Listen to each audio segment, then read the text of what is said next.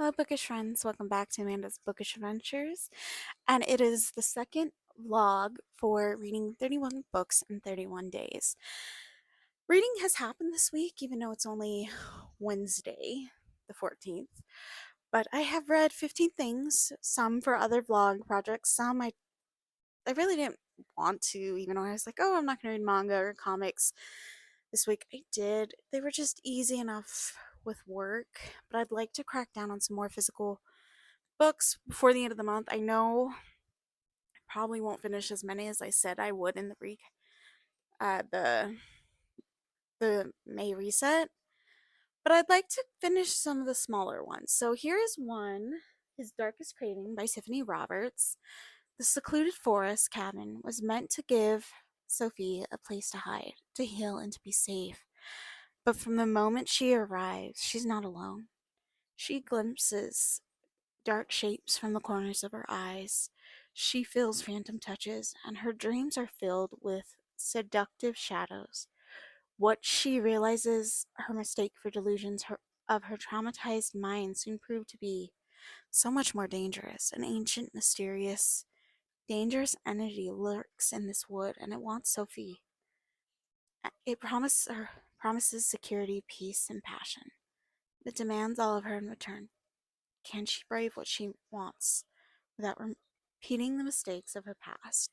And if I do like it, I can read the second one in Kindle Unlimited, and that would finish off a series, or at least I don't know if it'll finish off the series, but it would get me to the series. And overall, it's been on my. I've had it for a while, and I'd like to get into it. Let me show you. I'm gonna disappear because they're over here. Hopefully, with my work schedule, I hope I can finish at least a couple more of these books, but I'm not going to read the description, but these are possible books. The Consequence Girl by Alistair Chisholm. The Orc and Her Bride by Lilia Gwen, I want to say.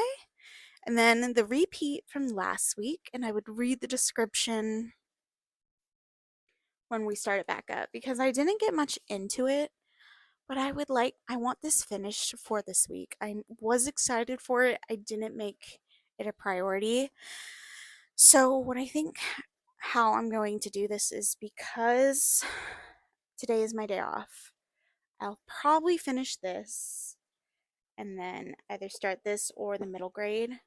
I'm off Thursday night and I do need to make progress for my other reading vlog for a series.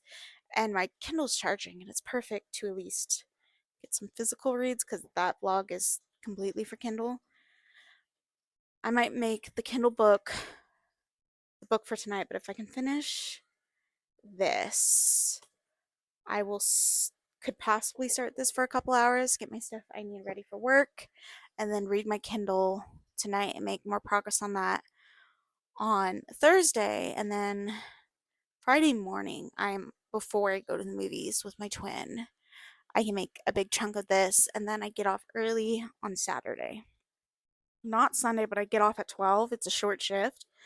Then I can make this my priority for the rest of the day and finished it. And I'll be happy just to finish 3 of these books. It would be nice to finish 4, but we will see. I'll talk to you when I get around 100 pages. I think that makes sense because it's a really short book, and 100 pages I feel is halfway for this book. So, talk to you in a little while. So, I'm on 109, and I will have to admit, I'm having so much fun. So, Sophie comes to this forest, and she's traumatized from situations in her past, and the spirit of the forest basically claims her. So if you've read Yearning from Her, you've discovered kind of in this concept like of Tiffany Roberts Fae rules. Well, the forest is his land, his sanctuary, and he is cursed to be a shadow. He has a true form. He can be both, but he's been stuck for the majority of, I think it's been 202 centuries since he's been cursed in the shadow. But he's been around for 10,000 of years.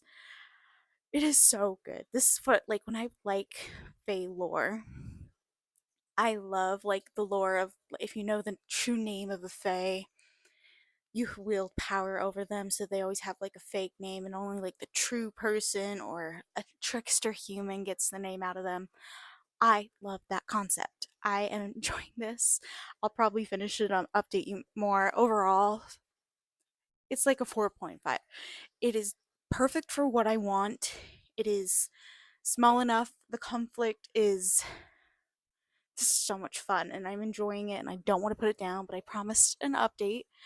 Overall, Sophie as a character, I'm enjoying. I'm enjoying Cruz's character and his history. Love. I'm gonna get back to reading.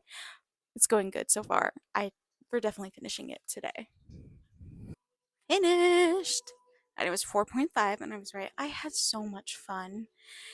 It's I read Fae romances before and even lore that is like Fae, but this was an over good time, and it's what I wanted for a while. So it was definitely 4.5.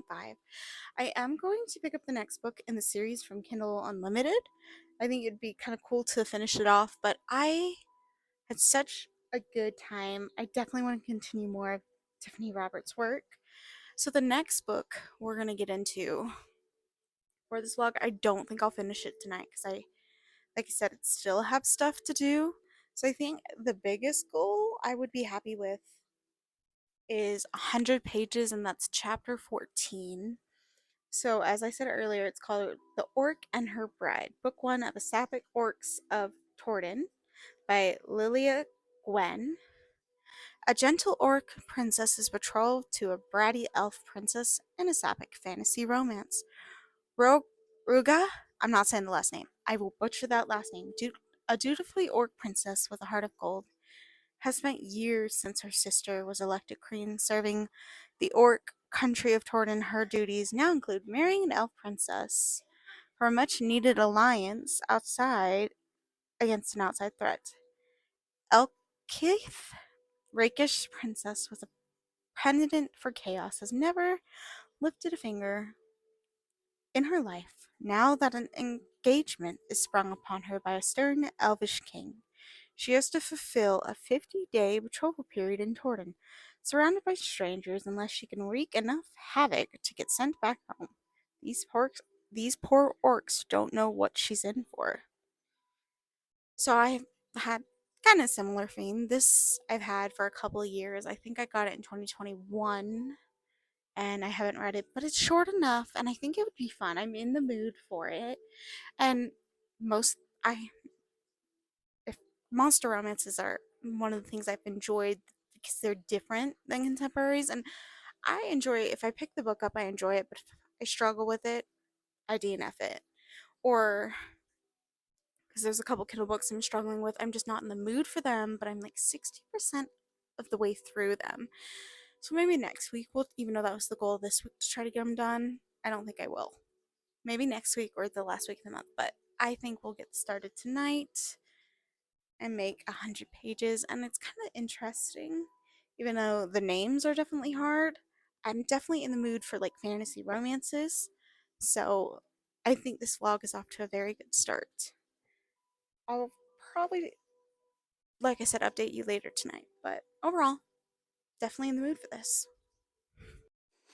So I'm using this clip for the vlog and the reading wrap up because I'm lazy and I really don't want to film this twice. So we're going to speed roll this. Officially today of May 16th, I've hit 20 books, and I did this in a span of reading 2 novellas, and I read 2 light novellas, and I'm currently on the third, but I want to get back to some of the other stuff that I was reading, and these were really my workbooks. And I did read the mangas earlier, and then I started the light novella early, and then I finished it later last night, and then I finished volume 2 last night. Didn't You Say You Hate Me? The Troubled Doting Marriage Life of a Strange Duke, Volume 1. Philippa is the daughter of an earl and wishes to spend her life enjoying her hobbies and doing the things she likes. She has no interest in socializing with the other socialites of her age and in dating the opposite sex. She enjoys reading books and listening to stories of coming of age, going and going merchants, she relied on her parents when it came to marriage. That is when Philia receives a marriage proposal from Duke Claude Morris, who is admired by everyone, being unable to decline. Philippa marries Claude on the very first night of being married. They return to the Duke's estate when he suddenly pushes her away, saying, "Don't come near me," with a stern face. Claude says, "I don't plan on having a man and woman relationship with you." And Philia begins to ask the reasons, but so volume 1 and 2 I both read, and they were both 4 stars. I did read the first one, Kindle Unlimited, and then I purchased the second one. I do not think I'm going to go on with the rest of the series, and I'll explain a little bit more. So she came into this marriage, and he said that, and then he was getting all these reports of her kind deeds amongst the people. The king was giving her praise, and so he comes to the state to keep an eye on her, and then it's basically he falls in love, and then he tries to have the relationship with her. Even though I enjoyed volume 1 and volume 2, I'm a little frustrated.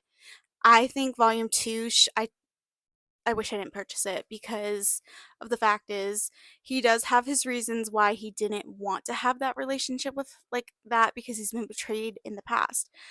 But instead of making this like all insta lovey of him just automatically falling for her back in volume 1 and then trying to correct the behavior. I mean, this could have been slowly like where he interacts with her and starts to see the good deeds and then him trying to change her mind on the relationship because she was like, "Great, I don't have to deal with you. I can do what I want." And it was good. It was frustrating because I was enjoying it. I saw volume 2, and yes, I did give it 4 stars because it was cute. But the more I thought about it, and I might honestly change volume 2, and actually, I might just change them both to 3 stars because overall, like, it was really good. But if I'm going to be in this world and I have to purchase the series to continue, I need this to be a slow burn because that's what I was expecting. And it's cute overall, but I definitely needed a slow burn. Now I need to type in the description for the light novel. And I will have to say, with these mangas that I've been reading, because they always have to have long titles and the light novels that even though I purchased, I haven't read before, they have way too long of titles. I love the US and other titles where it's like a word or it's long but then ends and it doesn't have this like 15 sentence for the title. It's called The Oblivious Saint.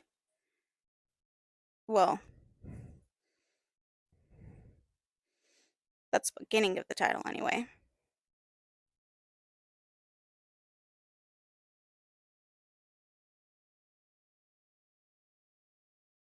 I don't know why it said The Oblivious Notes.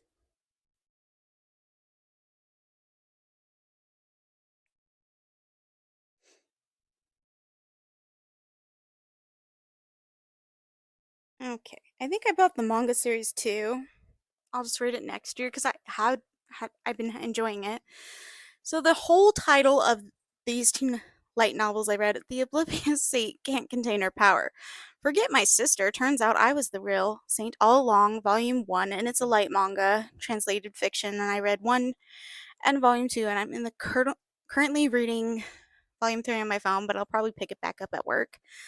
Lady Caroline, the overlooked daughter of a powerful duke, has always believed her to be the black sheep amid her kin. Her father, Dignish Prime Minister.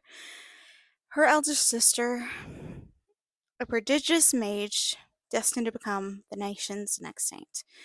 In comparison, Caroline resigns herself to a quiet existence in the shadows until an unexpected royal decree alters her destiny, thrusting her into a political marriage with the phenomenal, bloodthirsty prince of the neighboring empire, Malcosa. Determined to prove her worth, Caroline takes a bold step into the world, fraught both with political and mortal peril as a royal obligation entwines with hints of true love and the stirrings of her own latent power. Caroline moves closer to understanding what it truly means to be exceptional. So, her entire life, her father's been so busy in the country she was raised, being kind of separate, mourning his wife because on her death, she The mother died a couple days later. So her sister, Flora, has basically abused her. But by abusing her, she uses her to make situations to make herself like such a good image for her to abuse her sister and be like, oh, and defends her sister, and then just constantly she's grown up with this abuse. There's a situation between the nobles of different families, and the king of this country cannot send his daughter to marry Prince Edward, who would have made the alliance and the friction between the countries good, and they can't marry the sister because they're so close to royal families, with him being the prime minister. The oldest sister, Flora, because she's saint to be, can't get married, so they send Carolina. And for society, she was always called worthless, and it's really her kind of creating a new family, falling in love with Edward, and experiencing all this joy. Complications, like in book 3, is they actually do slowly in the story find out that she had the power all along. So now it's basically they're going into her country wants her back because she's the saint. That's why they couldn't have the sister marry the prince. So political complications will probably eschew or move towards 3 and 4. I think I'll finish the series, but I do need to finish the next book in the Whispering of the Deep series and some other physical reads. But that is my update for now. And I will talk to the vlog about the Orc and her bride once I have an update on that. But like I said, I'm just going to use this clip for both things. So talk to you guys in a while. Hello friends, and I am here to wrap up this weekly vlog, which didn't really turn into much. Things have been read, haven't. I think I'm going to be a little sad this month because my goal was to crack down on my physical TBR, and the majority of the books that I have read have not been physical. But also, my work schedule shifted, which it is very possible every time it does that I want the more money, but it makes it harder to physically read because at work with my break or lunch, I'll just read a couple pages here and there, and it's how I've gotten majority of my digital books read this month so far. So I did not finish the Orc and Her Bride. I didn't even really start it. It's like on the first couple pages. So I'm rolling over books from next week. But I do want to give you an update. I have read 21 books, and we are on March 18th or 17th. I don't know. I believe we're on March 18th. I believe tomorrow is May 19th. I don't know, but we did it. We're at 21, so 10 more books, and I will have finished my goal. Realistically, I do have other vlogging projects that I am currently doing for other months, but I think I'm gonna make it like a priority this week to just like 50 pages a night. If that's all I can manage, that's all I can manage. And then on my day off, I want to read one physical book from complete and just get it done. So I will see you guys in my next video, and I hope you guys enjoyed. If you've read any of these books, I'd love to hear your thoughts. Bye for now.